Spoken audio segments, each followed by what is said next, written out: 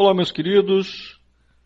Nessa segunda parte eu quero mostrar para vocês um outro compilador assembly. Um que acompanha, de certa forma, o GCC. É o chamado GNU Assembler, ou GAS. Deixa eu fazer a mesma coisa que a gente fez no código passado, no vídeo passado, mostrando como definir uma função em assembly no módulo in para ser usado dentro de um módulo em C. Aqui eu estou declarando uma função externa, f, tá, que toma um tipo inteiro e retorna o tipo inteiro. Antes de fazer isso, deixa eu mostrar para vocês. Vamos criar aqui um teste.c, tá, que faz uma coisa bem simples. Eu só vou declarar aquela função f ali. Tá, f int x e eu vou retornar x mais x aqui. Só isso. Tá? Se eu compilar esse cara de forma a gerar um código em linguagem de máquina, em assembly, do teste.c, eu vou obter um arquivo chamado teste.s. Tá? Teste.s, que tem uma sintaxe um pouco estranha, tá? Não lembra em nada aquele, ou muito pouco, aquele código lá do NASM, que a gente estava usando antes. Bem, essa sintaxe meio estranha aqui é a sintaxe do GAS, do GNU Assembler. É claro que aqui tem mais informações do que são realmente necessárias.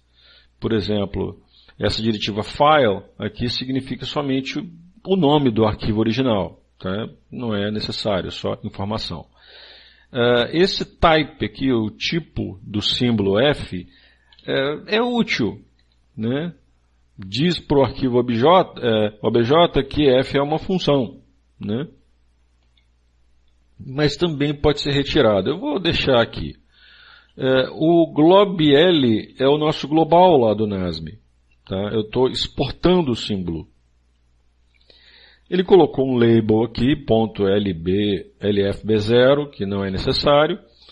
Esses .cfi startproc, .cfi endproc aqui, no final, tá?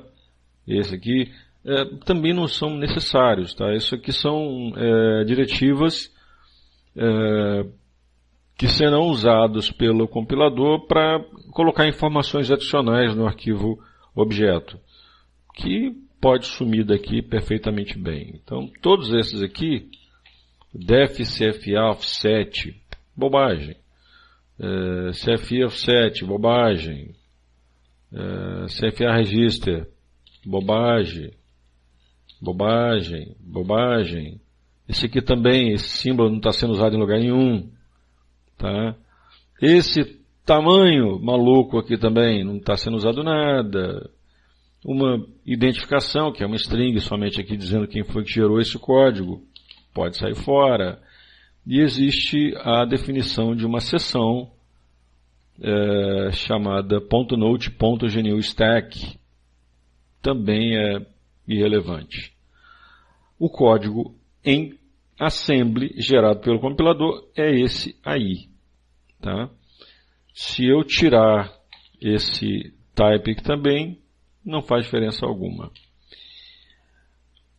Eu quero que vocês reparem o seguinte. Lembra que essa função, ela é isso aqui.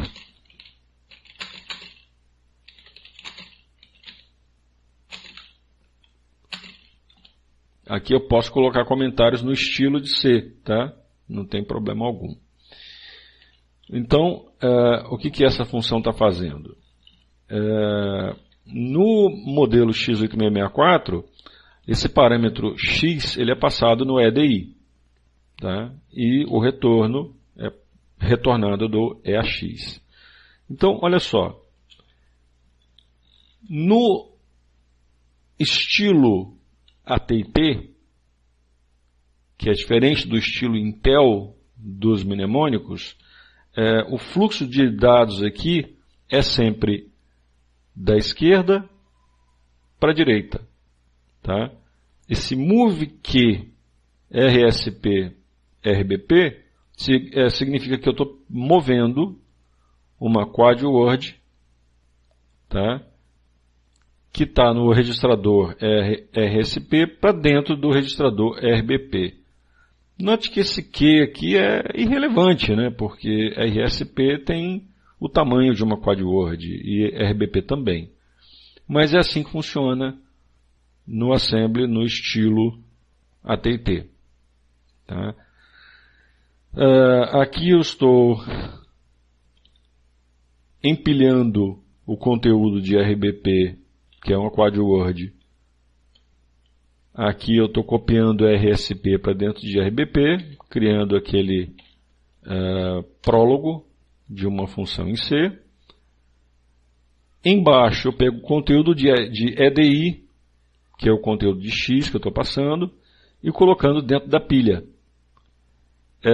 Essa sintaxe aqui, essa instrução, no padrão Intel, seria algo nesse sentido aqui. RBP, -4, EDI.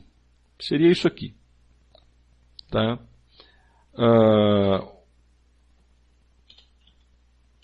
Deixa eu colocar no estilo C de comentário, só para ficar igual em todos os casos.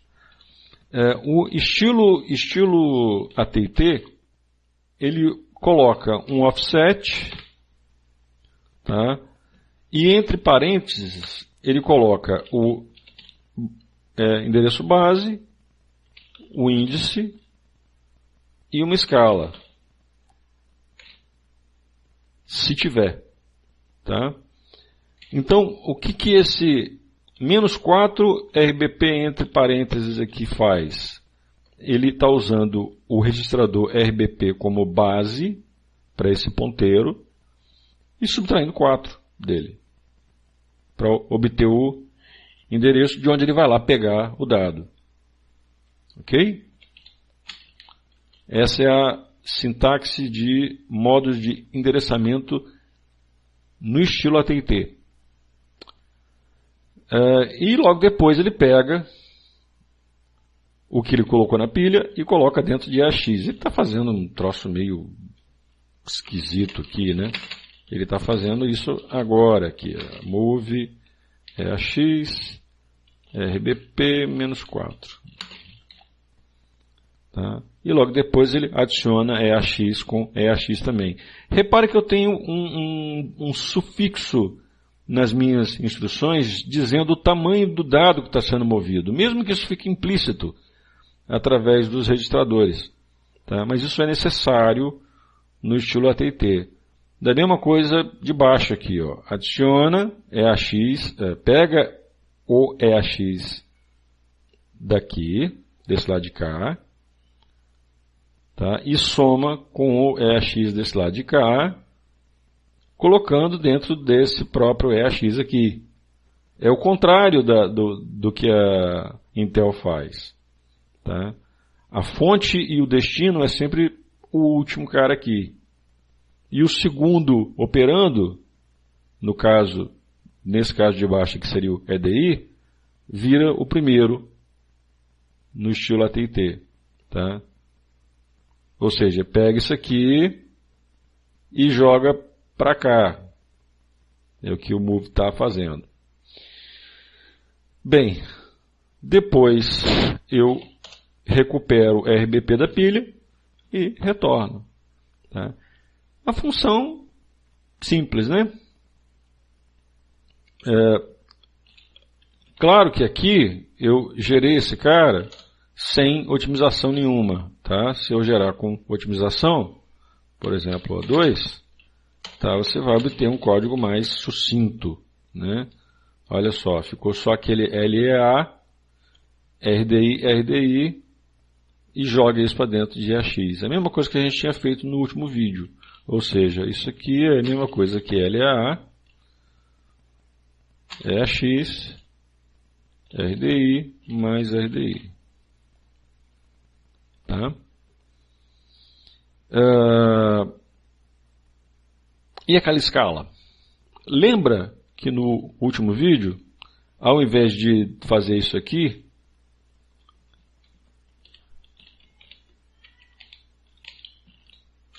eu tinha feito em padrão Intel assim, AX, EDI 2. Lembra disso? Pois é, nesse caso aqui, tá, eu poderia fazer no padrão AT&T, pode ser EDI, mas aqui ele tendeu a usar RDI, pode ser também. Eu poderia fazer algo assim.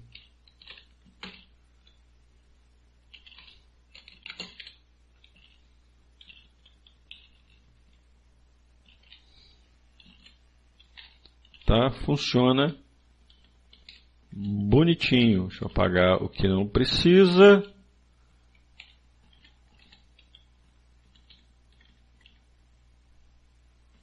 Não preciso de nada disso. Tá? E esse cara aqui funciona. Deve compilar certinho, né? Se eu pegar um teste .o, teste.s, compilou. Tá? Se eu ver aqui um object.dump, vou gerar no padrão Intel, só para a gente ver o que ele fez, do teste.o, olha lá, RD vezes 2, exatamente o que a gente queria. O primeiro componente aqui, tá, que é a base, eu simplesmente ignorei, eu não estou usando, só estou usando o índice multiplicado pela escala. Tá? Essencialmente, um código em assembly feito para o GNU Assembler é a mesma coisa que feito para o NASM. Note que eu tenho aqui um ponto text aqui em cima. Isso aqui é uma diretiva que é um atalho para a diretiva section.text. Existe sections aqui também. Da mesma forma que é feito lá no NASM. Né? Se a gente compilar esse cara, funciona igualzinho. Tá? Se a gente vê o conteúdo dos headers, tá? Você está aqui, ó, F,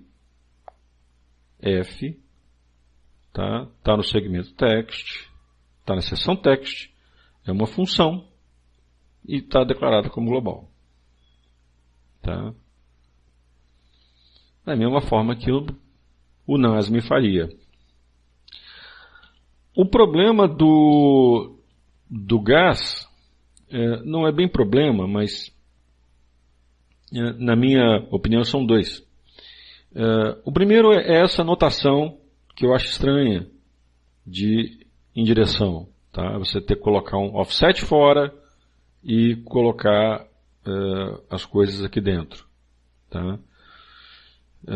Base, índice e escala. Tá? O padrão Intel, para mim, eu acho mais intuitivo. Tá? Mesmo porque você não precisa saber o que é base e o que é índice. Né? Se eu escrever, por exemplo, LA, AX, RSI mais RDI, tá? Quem é a base e quem é o índice aqui? A base é RSI e o índice é RDI ou o contrário? Tá? Tanto faz. Tá?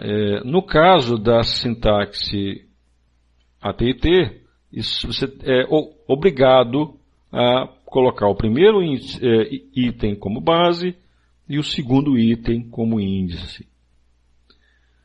Porque somente o índice pode ter um fator multiplicativo de 1, 2, 4 ou 8. Ok?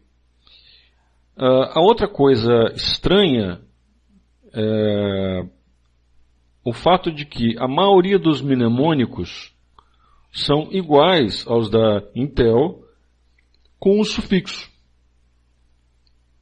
Nesse caso aqui, o meu alvo é a X, que é de 32 bits. Então você coloca um sufixo L, L de long. Mas se o meu alvo, por exemplo, fosse AX, você é obrigado a usar move W. Né? Você move word, por exemplo, 0 para AX. Tá? Se fosse um byte, tá? Você tem que usar B. Move 1 para BH, por exemplo. E se for um quad word, você tem que usar Q. Move Q, 3 para RCX, sei lá. Ok? Essa é uma das coisas estranhas. Lembrando que move Q existe como instrução também, né? E aí a coisa pode complicar. A outra coisa é que algumas instruções são completamente diferentes no GAS. Por exemplo, existe uma instrução chamada convert byte para word. Essa instrução, ela pega a L e transforma ele para AX, tá? Zerando os bits superiores.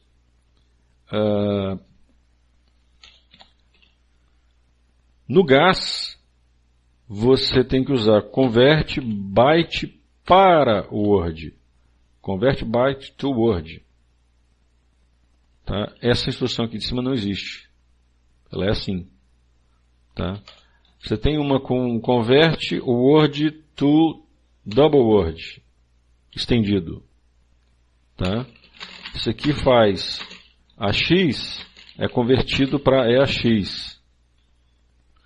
Tá? Isso aqui é convert word to long no GAS. Tá? Mas existe uma outra também chamada convert word to double, sem o E no final, que ele faz AX é convertido para o par de registradores de X a X. Né? Se eu não me engano, esses casos levam em consideração sinal. Isso é para o GAS, convert word to D. Tá? To the word. The word, nesse caso aqui, para ele é o par de X a X. Tá? Outras instruções, uma outra instrução é convert double word para que word. Né? Ou seja, AX vai ser convertido para o par RDX, RAX. Tá? Isso é convert D to Q. Tem esse Tzinho aí no meio. Ou seja, os mnemônicos não são os mesmos da Intel, tendo somente um sufixo. Ok? Embora esses caras aqui não sejam muito usados pelo compilador C, são quando você lida com multiplicações e divisões, existem algumas instruções que são muito usadas. Tá? No padrão Intel, você tem, por exemplo, move ZX, onde você move um registrador ou memória menor para um maior. Por exemplo, AX, BX. Ele pega o valor de BX, estende ele com zeros, estende os 16 bits seguintes com 0 e coloca dentro de EAX. Tá? Da mesma forma que você tem o move SX, tá? CX, sei lá. Ele pega os 16 bits superiores de SX e preenche com o último bit de CX e coloca dentro de AX, ou seja, ele estende o bit de sinal. Essas instruções aqui, no GAS, elas são assim, move Z, Tá? E aí você coloca do tamanho que você quer o Word para long. Tá? E aí você põe do BX para EAX. Lembra que é sempre da esquerda para a direita. Tá? Então você está falando, eu vou usar o Move Z de Word para long. Tá? Poderia usar o Move Z de byte para long também. Tá? Deixa eu botar um CL EAX aqui. Tá? Também pode. Assim como você poderia colocar um CL aqui, ou coisa parecida, BL ou BH, tanto faz. Então, o mnemônico segue só parcialmente o nome do mnemônico original. Tá? Isso para mim, às vezes, é um pouco confuso. Um dos pontos positivos do GAS é o fato de você ter que colocar um sinal de percentual na frente do nome de todos os registradores. Você fala, pô, mas estranho, né? Para que isso? Porque no GAS você pode definir, por exemplo, uma seção de dados, né? Pode botar section.data ou pode simplesmente colocar como nós fizemos aqui no text. Tá? Declarar EAX como global, tá? E definir aqui um EAX, por exemplo, long1. O que eu estou fazendo aqui? Diferente do NASM, as definições de blocos de dados não são feitas com DB, DW, DD, DQ, não. São feitas com long, byte, word, ok? Então, isso aqui você tá falando o seguinte, esse símbolo EAX aqui não é o registrador, é um símbolo EAX, que vai ser exportado para o seu arquivo OBJ. Esse símbolo aponta para uma região de memória que tem 4 bytes, contendo o valor 1. Isso aqui não é possível com o NASM. Tá? Porque o EAX é uma palavra reservada, é o nome de um registrador. No GAS, não. No GAS, todo registrador ele é precedido por esse percentual aqui, justamente para que eu possa fazer algo assim. Move L, EAX,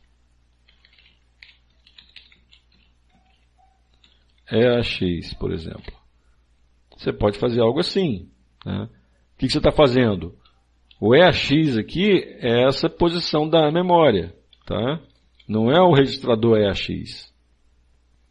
Eu pego o que está escrito lá e coloco dentro do registrador EAX. Esse é o ponto positivo do GAS.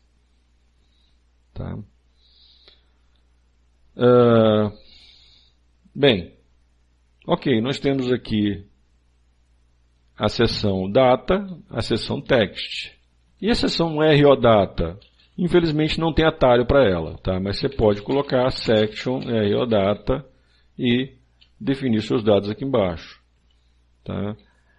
A mesma coisa, se eu não me engano, para a seção BSS. Tá? Eu não sei se tem um atalho BSS ou não. Mas acontece que no BSS, para você reservar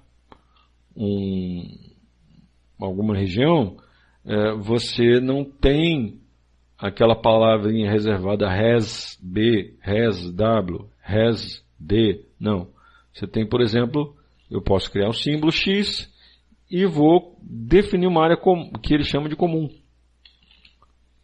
Tá? LCOM. LCOM, é isso mesmo? LCOM. Não, você não precisa do símbolo aqui não. Você põe o nome do símbolo que você quer definir e o tamanho dele em bytes. Tá? Então eu tenho o símbolo X com 4 bytes de tamanho ali, tá? Na seção BSS. Né? Só para mostrar como é que isso funciona,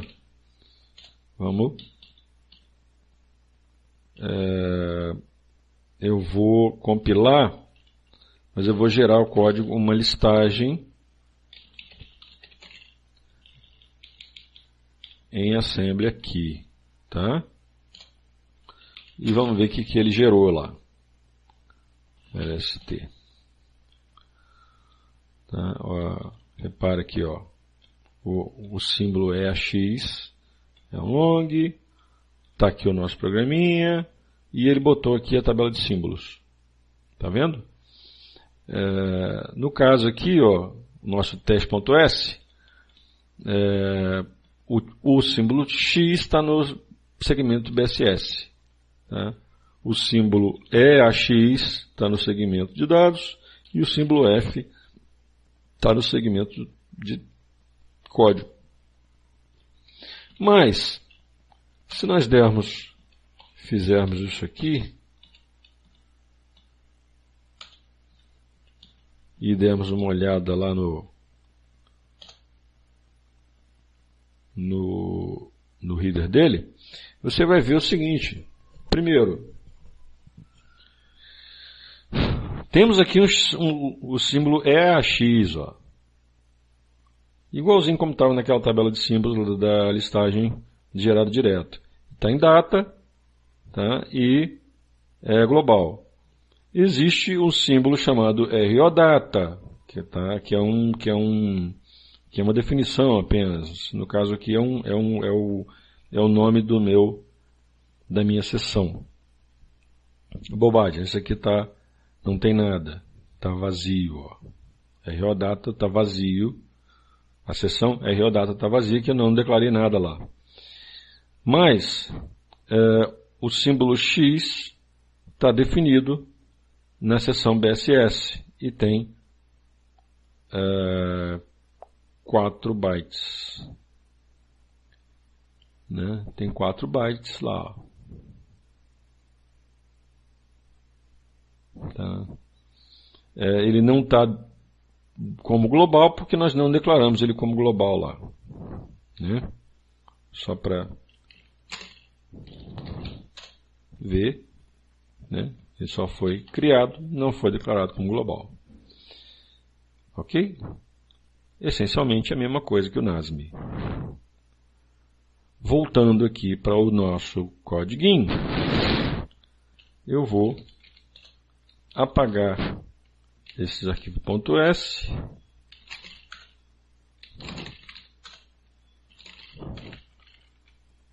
Eu vou apagar esse out também, que não precisa. Eu vou apagar todos esses teste ponto alguma coisa aqui, que a gente não precisa nada dele. Ok? No nosso exemplo aqui, que é basicamente o mesmo que eu fiz na aula passada, no vídeo passado, eu estou declarando uma função f externa com essa assinatura. Estou chamando essa função e mostrando que ela retorna. Tá? No nosso ateste aqui, eu vou fazer a mesma coisa que eu fiz aquela vez. Só que eu vou fazer com o gas. Tá? Segmento de código. O nosso símbolo F é global. E F faz simplesmente LAL RDI